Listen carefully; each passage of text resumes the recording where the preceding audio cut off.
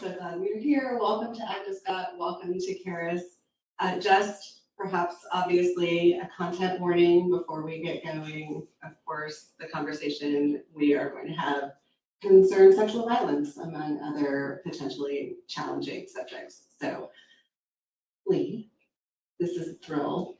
I was telling people how excited I was, like everyone who I could find, grabbing them and telling them how great this book is. So it's a particular delight to be able to share it, people in the room and people not in the room. Along with two of your previous books, Tainted Witness, Why We Doubt What Women Say About Their Lives, and Witnessing Girlhood Toward an Intersectional Tradition of Life Writing, which you co-authored with Elizabeth Marshall. This new book, the hashtag #MeToo Effect, What Happens When We Believe Women, participates in a critical trilogy of writing about life writing and testimony in women. So could you tell us how it came about, why you became interested in testimony, and how the current book extends the work of the previous ones? Well, thank you, and thank you to ER and to Charis Books and to all of you who are here and online. And since you're here, please consider buying a book from them. As you know, they're more than bookstores, they're community resources, and we want to support them in every way we possibly can. I really want to thank Nicole and Agnes Scott and for the opportunity to be here and to launch this book into the world. And I hope it reaches those who need and want to have a different way of looking at what happened in October 2017 when we all saw those two words crossing social media and vaulting discussions of sexual violence out of the courts where they had been stalled and back into a broad public conversation about what we owe survivors. At that moment in October 2017, I had a unique perspective, I think, which is that I had just published a book that was about doubting women. And what I saw was something that was quite surprising from that perspective, which was an episode, I thought, possibly a brief one, in which credibility was the watchword rather than doubt. So in the 2017 book, Tainted Witness, I was really interested in the cultural practices of judgment and how we have been trained to doubt women, that it was encoded in law, that it was supported in culture, that it was obvious in family relationships, educational institutions, religious organizations, and that it didn't feel particularly inappropriate to doubt women. In fact, it felt righteous. It felt that skepticism was a good thing. That same skepticism was not directed toward men's claims not to have committed sexual violence, or in fact any abusers' disclaimers about it, nor was it applied to institutions who routinely enabled and shielded harassers and abusers from the consequences of their actions. So it was one-sided. I thought in October 2017 that we might see something that we had seen before, which was a brief openness to survivors. But what happened instead was a breakthrough, of what I described in the book as a breakthrough, which is that a number of pieces came together in a somewhat unusual way. So that when all of the commentators described the Me Too movement as unprecedented, they were right in one sense. It felt unprecedented. And the accountability for powerful men to finally face consequences for often decades of abuse was new. But the Me Too impulse and the Me Too phrase spoke to a much longer lineage that stretched back deep into the past. And that's, I believe, more of what people responded to worldwide, certainly not just the Harvey Weinstein story in Hollywood. So that's a little bit about where I was when I started thinking about that, which is that I had already created a perspective on a movement that happened right in front of all of us. Well, I love that you're talking about the hashtag and the generational lineage of these movements and of witnessing and writing one's testimony. And do you describe the hashtag in this new book as the intersectional lineage of truth tellers who have long populated literature? And I, unsurprisingly, as a literary critic and an English professor, love thinking about literary inheritance in genealogy. And so I'm wondering if you could talk about how you see contemporary testimonial moments as being part of that longer lineage, and how tracing the long history of women's writing about violence and voice or voicelessness allows for what you call reading like a survivor, or for the hashtag more largely. Okay, let's see if I can take that in 2 bites. My notoriously difficult question. There are many prongs, but thank you for that question. It's really interesting to hear the books kind of spoken back, and helpful.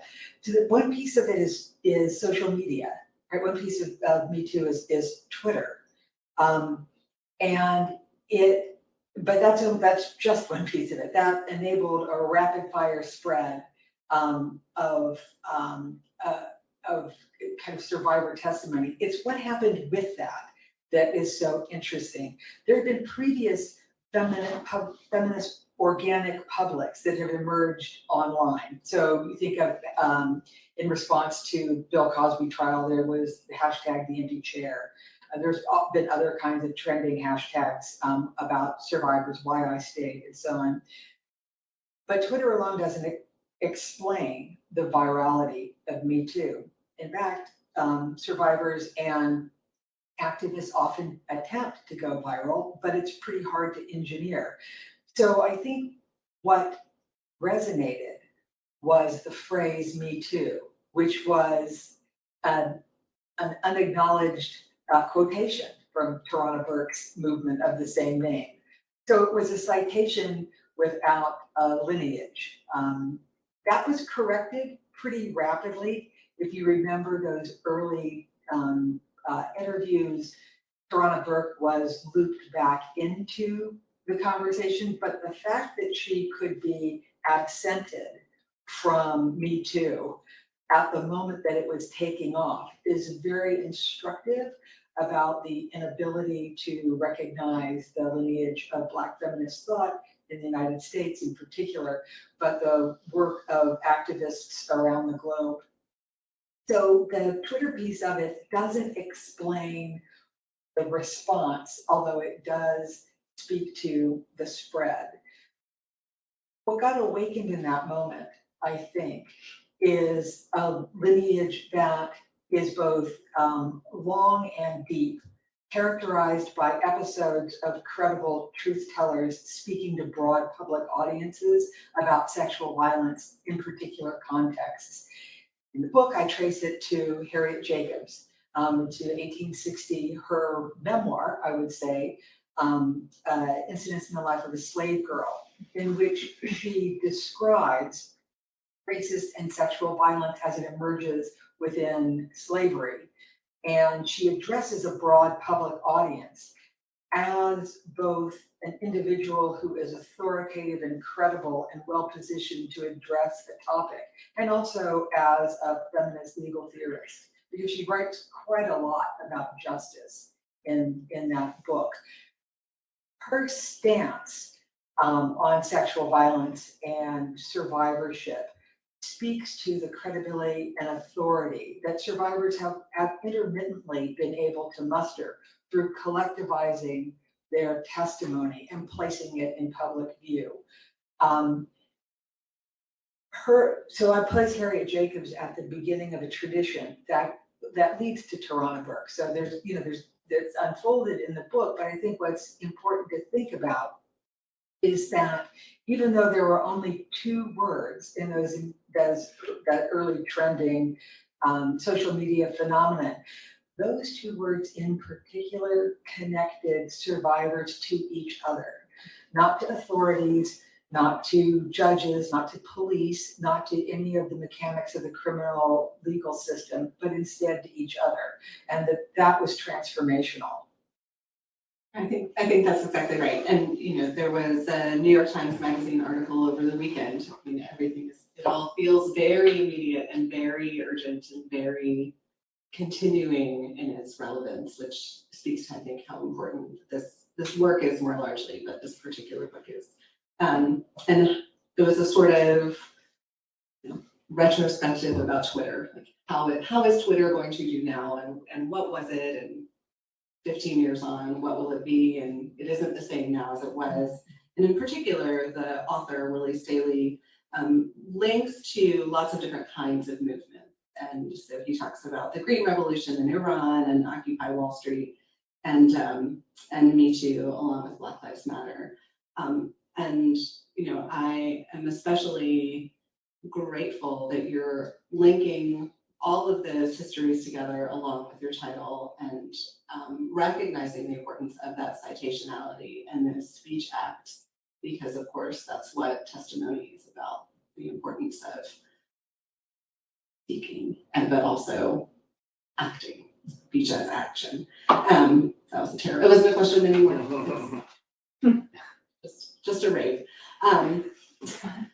So today is Denim Day, which is another hashtag, and a lot of us are wearing our denim.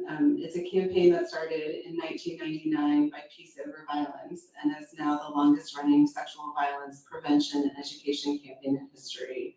And of course, that case that starts off Denim Day is akin in many ways to the numerous cases you delineate in the Me Too effect, and the collective response against the ruling exemplifies what you write about narrative justice and activism. I'm wondering if you could talk a little bit about how you see narrative justice and activism as part of the project. Thank you for that question. What I argue in the book is that the signature mode of Me Too is narrative activism. So it's storytelling with a social purpose. And that has given survivors considerable leeway. So, you know, testimony in court is rule bound in specific ways. And life writing, in contrast, or the kinds of statements that arise from activist movements are not. They have their own rules that they follow in reaching their audiences effectively, but they are not susceptible to cross-examination. They're not susceptible to the kind of rigorous doubt that dooms them. And I found that again and again, if you looked at what survivors asked for, right? If you, like, you know, I asked the question, what do survivors want? I asked it because it's a question that emerges out of the work of survivor advocacy and activism. And I also asked it because it was so at odds with some of the criticism that emerged immediately in the early weeks of Me Too, when before anything had happened, there was concern raised about due process, without due process being abrogated in any way that I could see. That there was a concern that Me Too would become an extrajudicial sort of revenge plot directed at the law and would destroy us all. So I was curious about whether or not that would map on to what survivors were asking for. From what I have discovered, there's not a lot of invitation of the criminal legal system into the work of healing from sexual violence, or from the necessity to hold institutions and organizations accountable for the violence that they shield and enable. Instead, what survivors often say that they want is an opportunity to tell their stories, and they want fair, transparent processes for reporting. They want independent investigations, and when those independent investigations prove that the allegations are accurate, they want proportionate response to those. So they want a full arc from listening to acting. They're asking for change, and the resistance to even hearing what survivors are asking for suggests that what its critics don't want to do is to change. They cloak it in doubt or something else, but there's a real resistance to change. And I do think that listening obligates people in ways that they at least sense that if they follow through a fair process, then they will need to do something about the lack of fairness that's unfolding right in front of their eyes. So that's, that's where I see the storytelling coming in, is that if you read what survivors are writing, what you find is a very straightforward claim upon the ethical engagement of listeners with the stories that they're telling. There is no universal claim rising up from survivor discourse that I've read that says you have to believe all survivors. There's no assertion of that. There's, you hear again and again, listen, right? But you don't hear a kind of demand of credulous acceptance for any possible kind of statement. So there is a caricature of Me Too that emerged immediately that I didn't find accurately reflected in survivor life writing.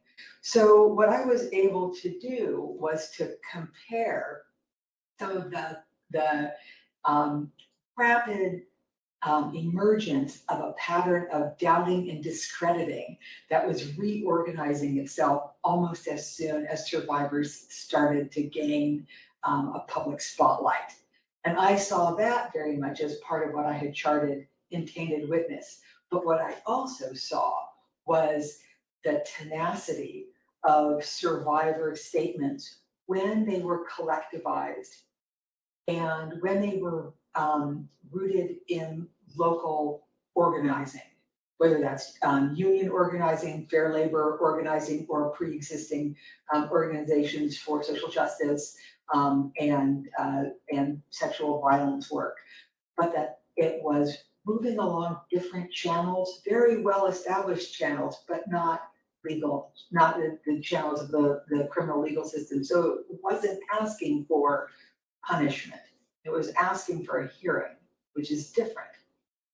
And that hearing is one that you chart across contemporary life writing, across court cases, across the Twitter feeds, but also back through literary history. And as a reader, I was especially delighted to see some of the close listening that you do in the book to characters or other kinds of texts that were not necessarily being read through the lens of Me Too, books that by centuries predate the Me Too moment. What is that like for you to sort of go back into literature that you've read before and taught before, and to think about reframing some of those experiences through this new lens? That's a great question. Thank you for that. I think as a literary scholar, and it's very easy for people to feel this, maybe wherever their position is, that you look at something like the Me Too movement, you look at the prevalence of sexual violence, the astonishing and staggering prevalence of sexual violence, and you think, what can I do?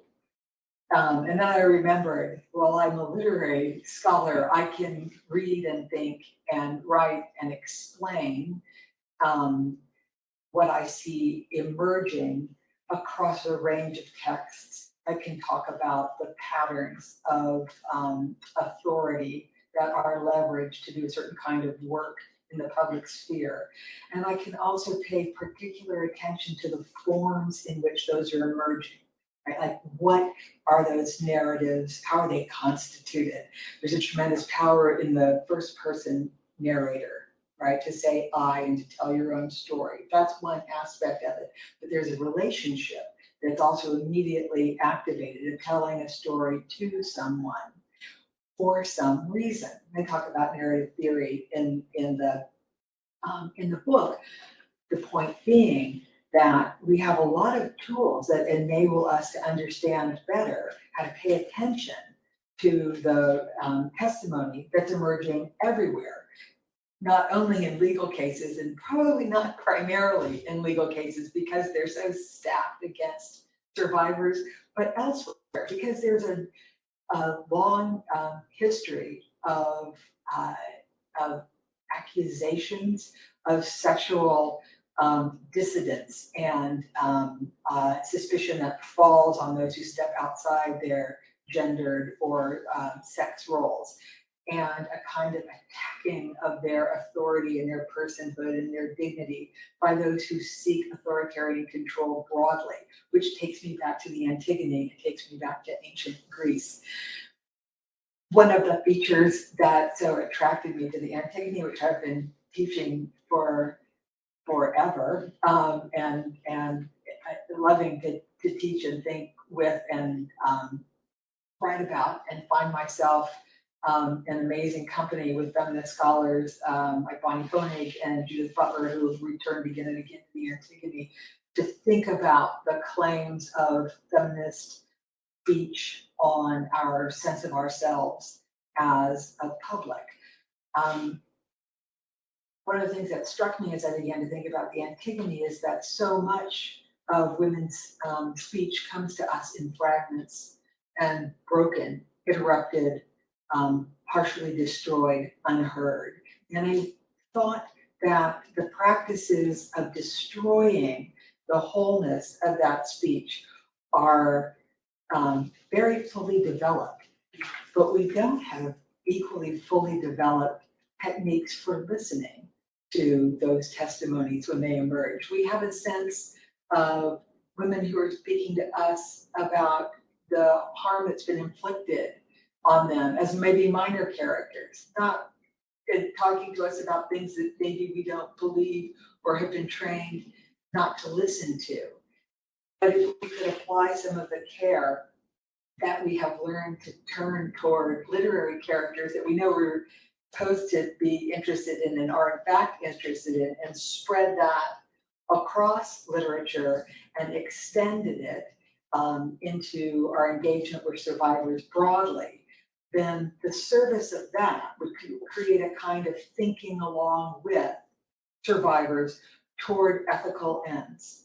And I found that once I started doing that a lot of texts began linking to each other. And I'd be really interested to hear from people who might read the book, what texts they thought also belonged in this lineage.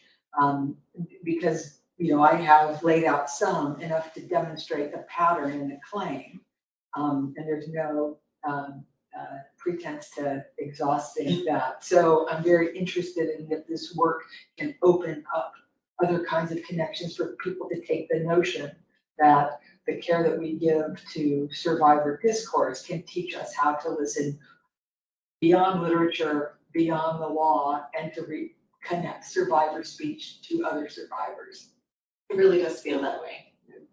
Being it, again, along with the rest of that critical trilogy, they feel like the beginning of new ways of engaging with this incredibly important and historically maligned, purposefully by lots of systems, set of texts and sets of practices and ways of reading.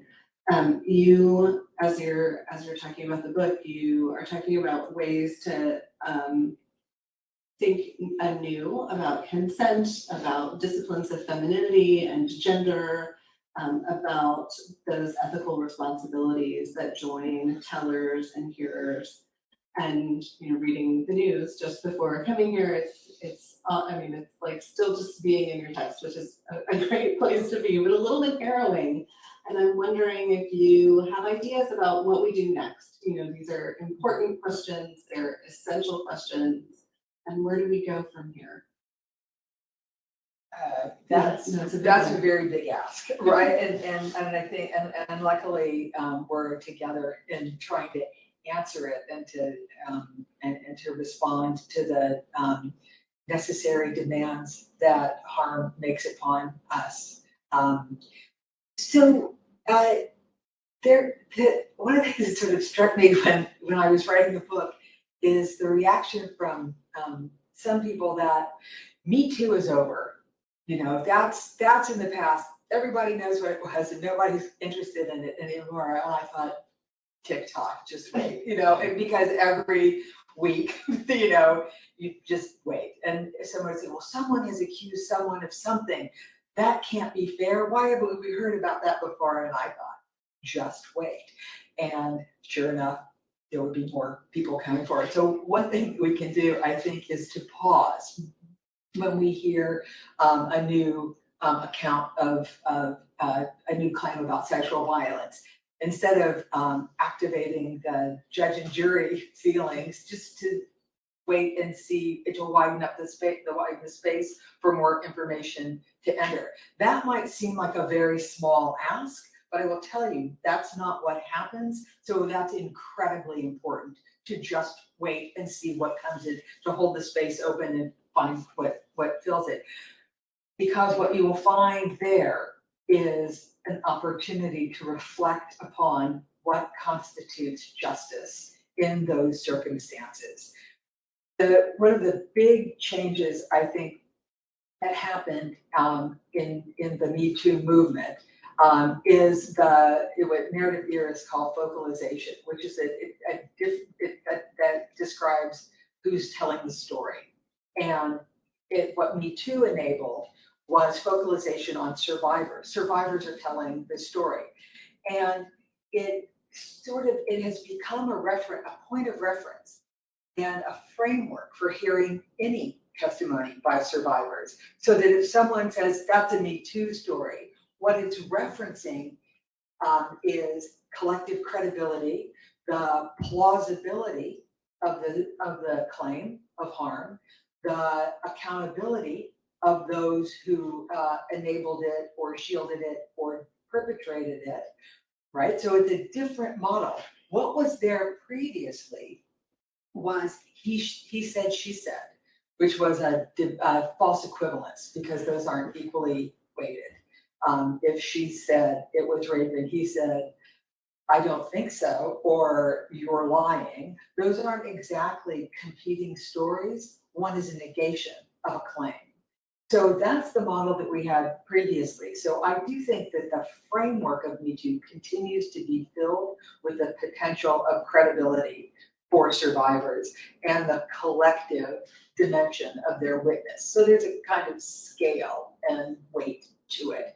So in terms of what we do next, I think we recognize and amplify the power of that new framing when it's cited, to hear it as the appropriate, as a request to hear the testimony within that framework, right? Like, I'm telling you a story that's true, and I want you to hear it and do something about it.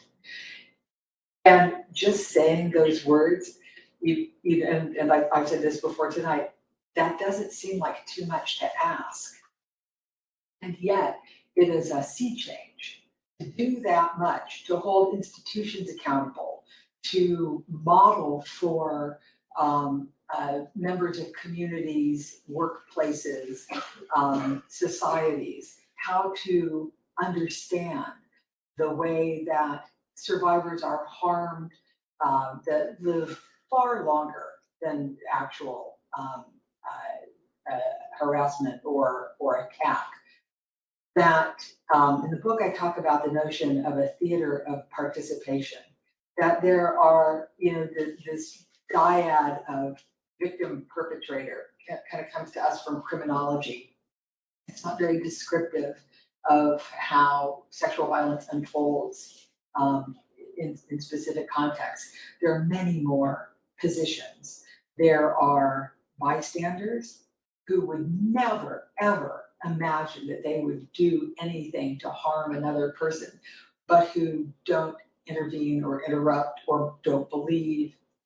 There are active enablers. There are other positions. There are witnesses, right, who can come forward and support, right? So we need to really build out that theater of participation beyond the perpetrator victim dyad, and beyond thinking, oh no, a good guy allegedly has done a bad thing. How will we all possibly recover from the loss of his brilliance? It's hard for me to say it with a straight face, and I realize this is going out broadly, but that in itself is an argument about who to listen to and who not to listen to. And so, in a sense, there's a lot of critique to be done around what feel like very comfortable positions to take up, and the view that it has either struck you or missed you, and let the chips fall where they may, just actually is part of a machinery that actively silences survivors when they try to come forward. So in terms of going forward, there's attention to how we do things now, and resolve to do things differently. There's an understanding of the burden that survivors carry from the past. I think becoming aware of that, of generational legacies of harm, and of the lasting consequences of trauma, that those are very important. I mean, we're sitting on top of an unacknowledged public health crisis. You can't point to the prevalence of sexual violence without understanding what that means in people's lives for their whole lives. So there are many ways that people can move these issues to the center or the forefront of their own agendas and work from there. And so wherever you are, there's work to be done in this field. So I think that's, I could go on and on apparently, but I think that's sort of a good start maybe. Yeah, and the way that you're talking about it too is drawing on so many different disciplines and so many different kinds of extant forms and extant roles that people think they understand, or they're sure they know. I know what the role of the antagonist is, or the role of the witness, or something. And I especially love in all of your work, and it's exemplified in this book, how you're drawing on legal theory and feminist theory and literary criticism and narratology and all of these often understood disciplines that are separate, and bringing them all together and underscoring the ways in which they provide language or don't is also something that is incredibly important about this work. But thank you for that. It makes me want to say that in a period where higher education and all education is under attack, teachers are under attack, students are under attack for engaging with critical thinking, that I feel that bringing academic rigor in argumentation and research skills forward into a very broad public conversation is our best defense in some ways, or one of the defenses that we can make against the caricatures of the important work that we do as educators and as students and in community with each other. And so it's just really great to be here at Agnes Scott. It makes me think about how I really learned so much of what I know about the experience of survivors going through particular complaint processes within particular kind of institutions. I've learned from my students and my colleagues, and their wisdom and their experience is something I honor every day.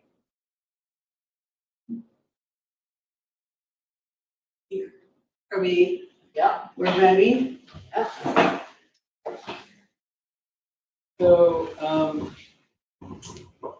we have a comment from Ralph who says, "I so appreciate this point about the Me Too framework. It also extends to people with disabilities, many of them non-speaking, who have experienced horrendous attacks and whose credibility is continuously undermined." Thank you. So that is a comment, not a question, but I wanted you to hear that from our virtual folks. So I'm going to bring this to you. I just want to really thank Ralph for putting that comment there, and I absolutely agree.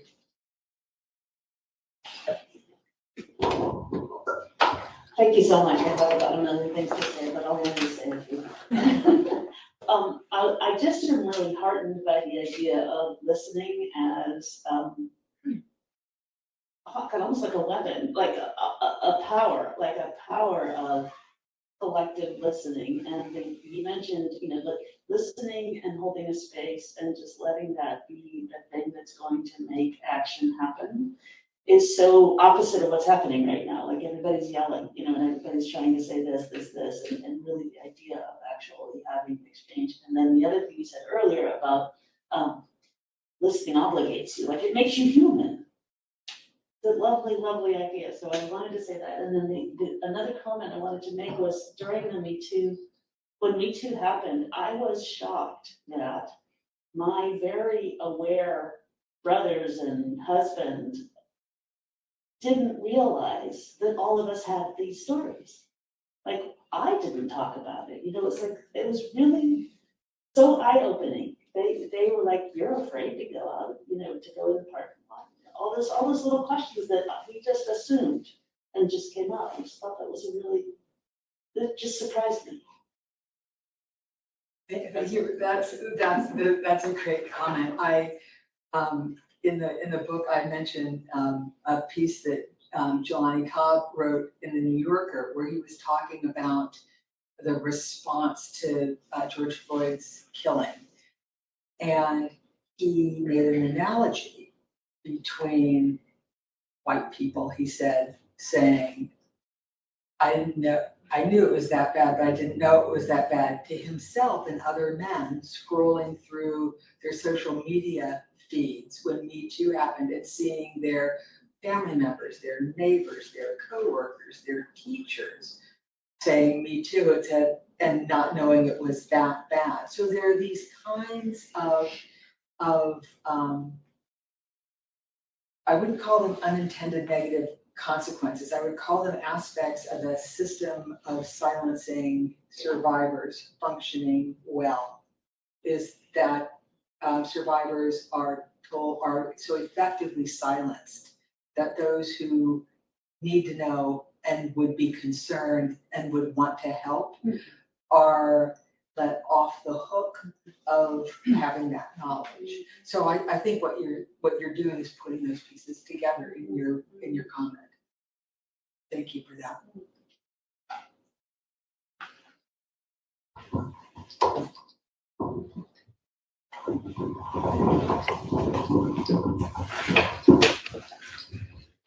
I just have a really short minute, thank you. I wanted to just ask to hear a little bit more about when you talked about the arc of what survivors want and what you were hearing that they want, and how that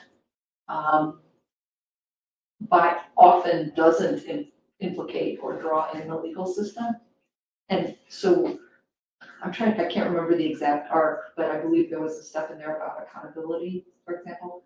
And I think people often think of accountability as, oh, well, one good place for that, or not, is the legal system. So if you could you just talk a little bit more about like what you were seeing as opposed to? Yeah. So I would not, based on my research, let the criminal legal system off the hook. I don't think it's appropriate that police don't investigate, DAs don't charge, juries don't find perpetrators guilty, and that they go unpunished. I don't think that that's appropriate. So I'm not claiming that it would. So let's continue to let it not function in that way. However, one of the most interesting aspects of watching this collective witness emerge in real time is to see how survivors look to other kinds of venues for what the law doesn't provide them with. For example, they look to journalism. So many cases in the Me Too movement broke through investigative journalism, including the Harvey Weinstein case. You'll remember Jodi Kantor and Megan Twohey broke the story in the New York Times, and Ronan Farrow reported it in the New Yorker. Kantor and Twohey got women to go on the record to demonstrate the pattern of using non-disclosure agreements and settlements to cover Weinstein's abuse for decades. And Ronan Farrow reported on the extraordinarily developed culture of enablement that went into it, that talent agencies would deliver actors to Harvey Weinstein for ostensibly work-related interviews that would then be moved to a hotel room and so on. So they together, that reporting showed a very broad picture of what had happened and how it had happened. The Larry Nassar case, at Michigan State, broke in the Indy Star when Rachel Denhollander sent them the write-up of what had happened to her. So time and again, you see survivors looking to journalism or other kinds of outlets for what the law we imagine would provide, but fails to, which is so that there is not a transparent process for reporting, but that's what's necessary.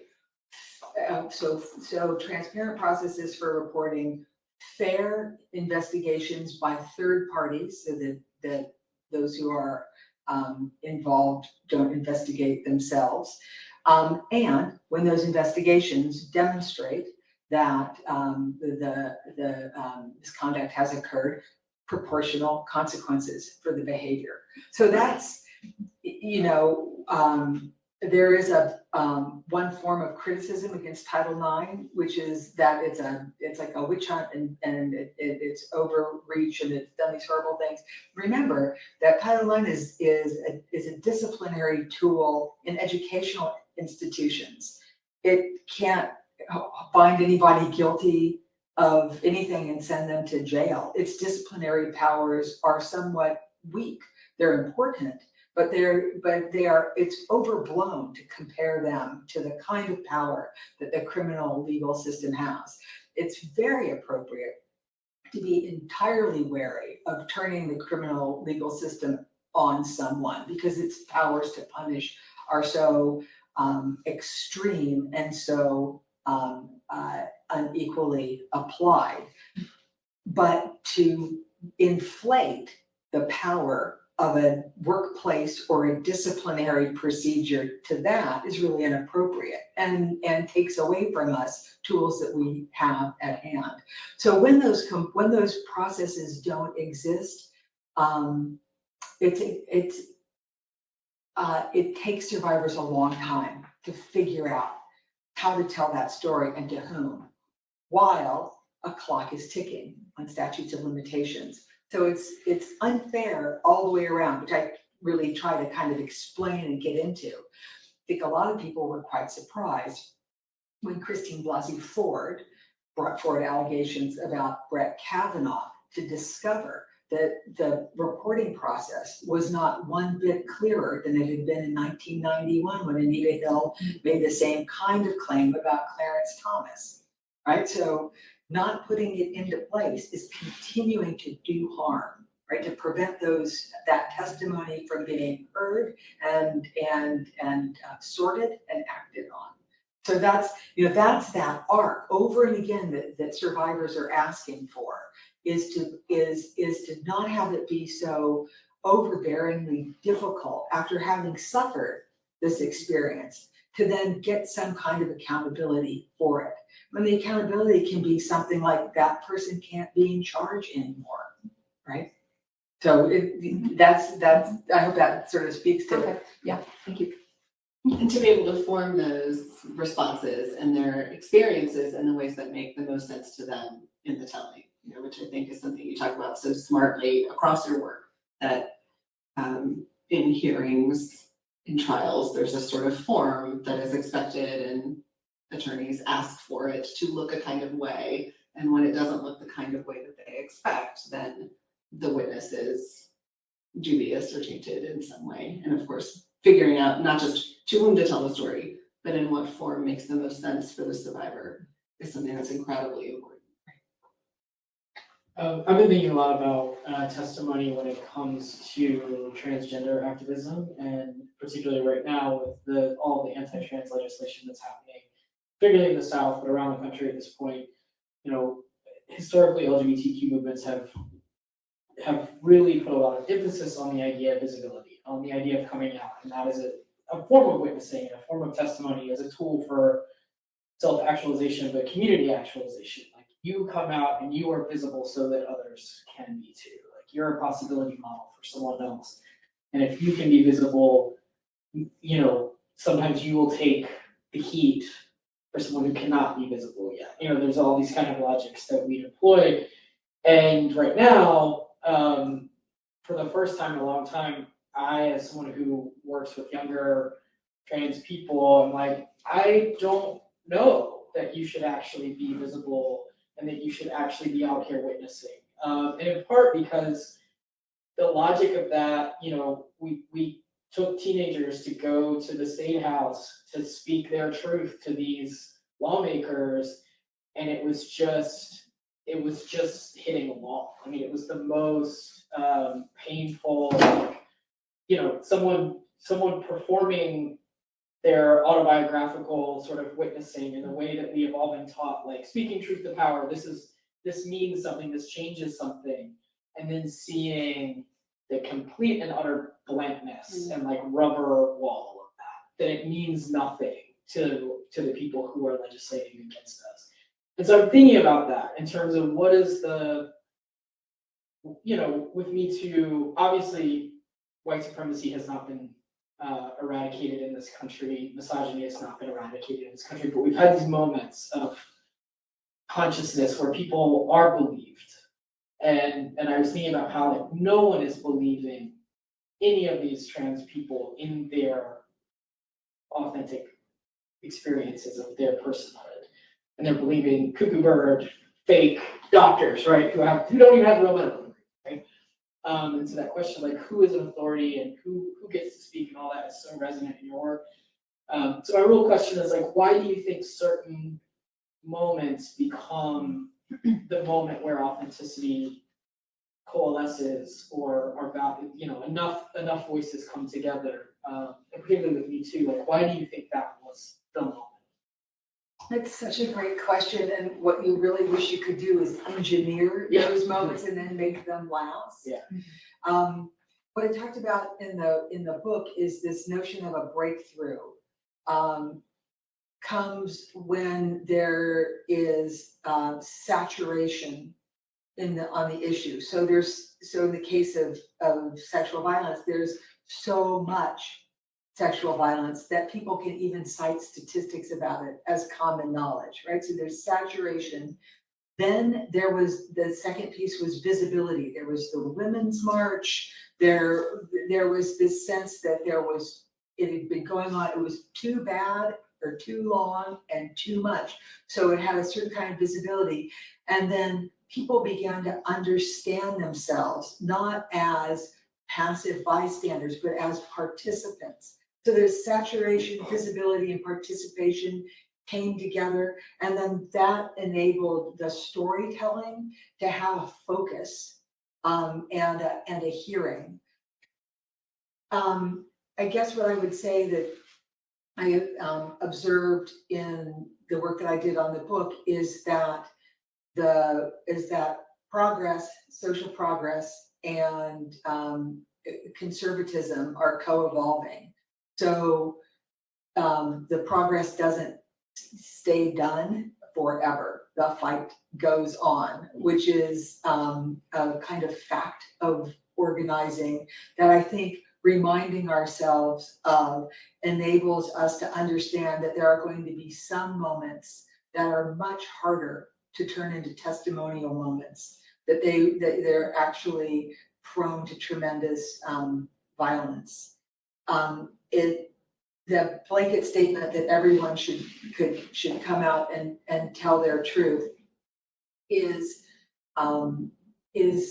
not for all contexts, right? So to tell someone that if you speak your truth, you'll be able to transform everything, which I actually don't think we do, but right, but there is a value to that.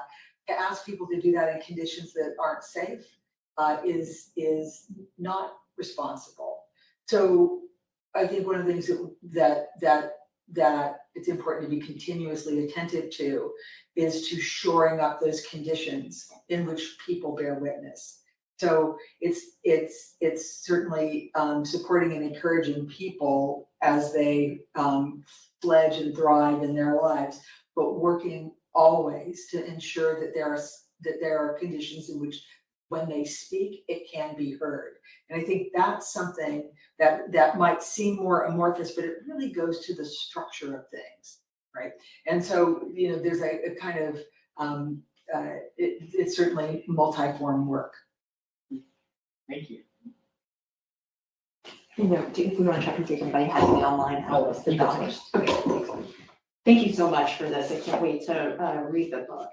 I was thinking about, you, doing this work and doing deep listening and close reading of these sorts of texts and the challenges of doing that work, and sort of holding the pain, of others.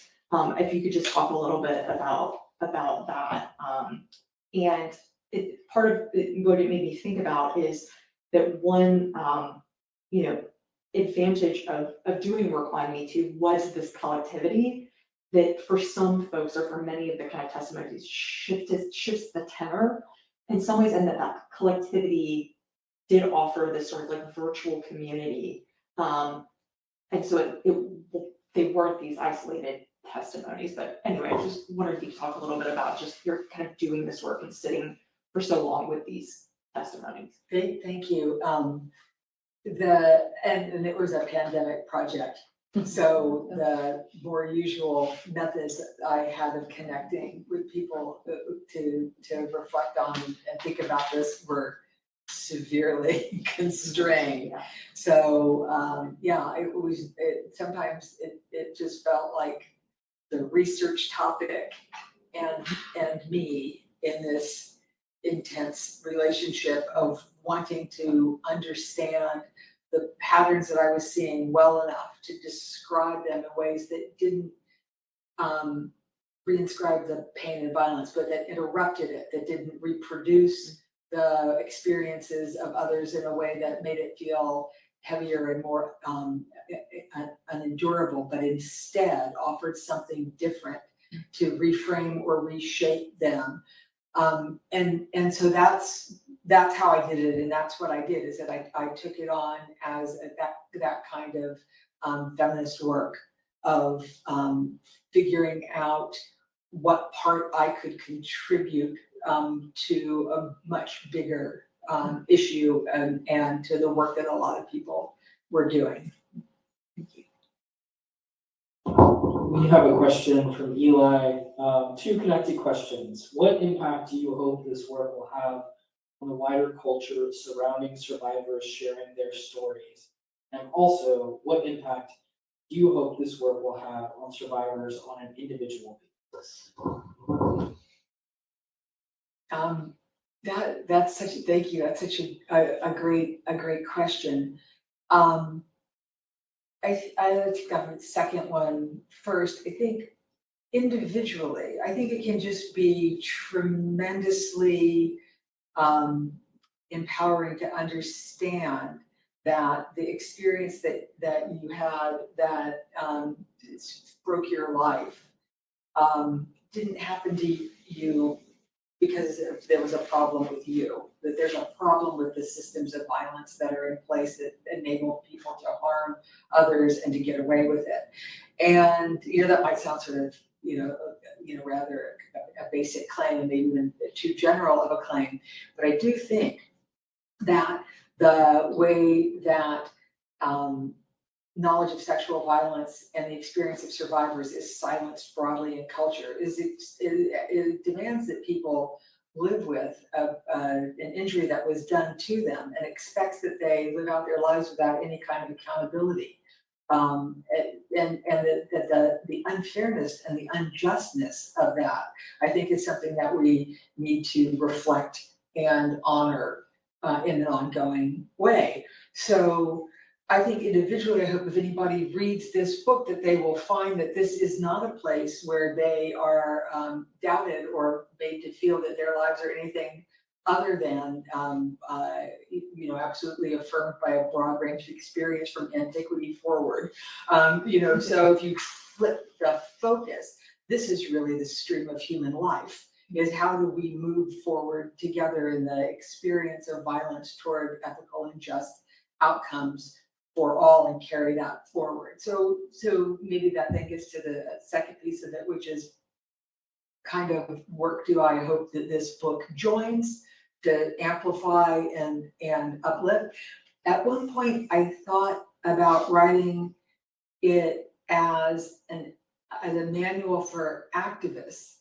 And then I remembered I'm not an activist, I'm a literary scholar. And so I thought, well, maybe I'll do it differently. Maybe I'll do it this way, because I do think that the resource of literature and of literary analysis and all that goes into that is really an extraordinary kind of equipment for ethical action and for reflection, and that kind of pause that I'm advocating that people take, and for a different kind of understanding about the complexity of situations, right?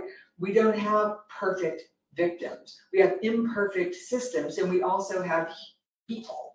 And the complexity of that, I think you see in literature in ways that you can't see in the law, but you can see it in a text. And so I think that, really thinking through these knotty problems with literature enables us to build out the kind of response that actually meets the situation better than the structures that are allegedly designed to handle it.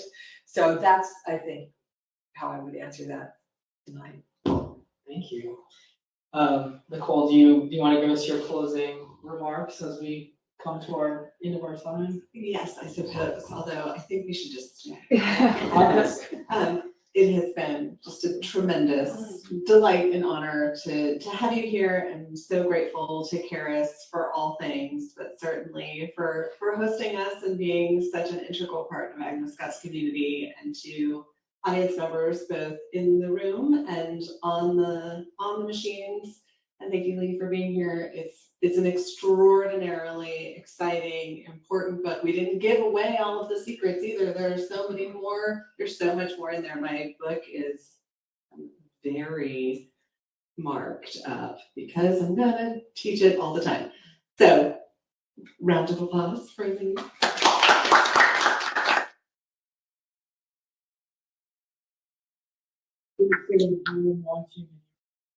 Copy of the Me Too Effect, you can click the steel button at the bottom center of your screen to buy it from Charis, and we will send you a signed copy while supplies last. So we're going to say goodnight to all of our virtual